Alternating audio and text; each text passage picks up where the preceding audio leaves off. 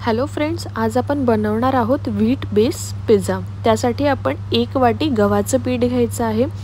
त्यानंतर त्याच्यामध्ये थोडासा बेकिंग पावडर टाकायची आहे। त्यानंतर आपण बेकिंग पावडरपेक्षा थोडासा कमी असा बेकिंग सोडा टाकायचा आहे। त्यानंतर आपण त्याच्यामध्ये टाकणार आहोत इटालियन सीझनिंग टाकायचं आहे। थोडंसं मीठ टाकायचं आहे चवीनुसार। थोडीशी साखर टाकायची आहे, तुम्ही पिठी साखर वापरली तरीही चालेल। त्यानंतर आपण 2 ते 2.5 चमचे आपण दही वापरायचं आहे। माझ्या एका वाटीला 2 ते 2.5 चमच्यांमध्ये पूर्ण डो बनतो, कारण आपल्याला डो बनवताना बिना पाण्याने डो बनवायचा आहे। त्याच्यानुसार तुम्ही तुमचं दही टाकायचं आहे। फक्त काळजी घ्यायची आहे की दही जास्त आंबटही नको। आणि त्यानंतर आपण त्याला व्यवस्थित बिना पाण्याने आपण त्याला मळून घ्यायचं आहे। थोडंसं हाताला चिटकेल, पण आपण थोडंसं ऑलिव्ह ऑइल टाकून आपण मळून घ्यायचं आहे आणि अशा कन्सिस्टन्सीनुसार आपण त्याला बनवून घ्यायचं आहे। त्यानंतर आपण त्याच्यात थोडंसं ऑलिव्ह ऑइल टाकायचं आहे आणि व्यवस्थित सर्व बाजूला त्याला पसरवून घ्यायचं आहे, कारण आपल्याला ते 1 ते 2 तासांसाठी त्याला सेट होण्यासाठी ठेवायचं असतं।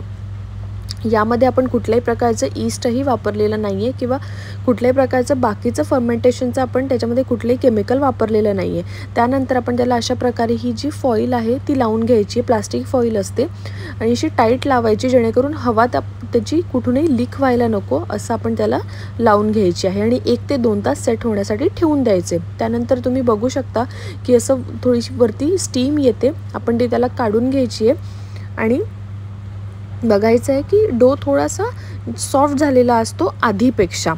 त्यानंतर त्याची व्यवस्थित अशी छान जाडजाड अशी पोळी लाटून घ्यायची आहे आणि आपण त्याला असे फोकच्या मदतीने आपण त्याला छिद्रे पाडून घ्यायची आहेत।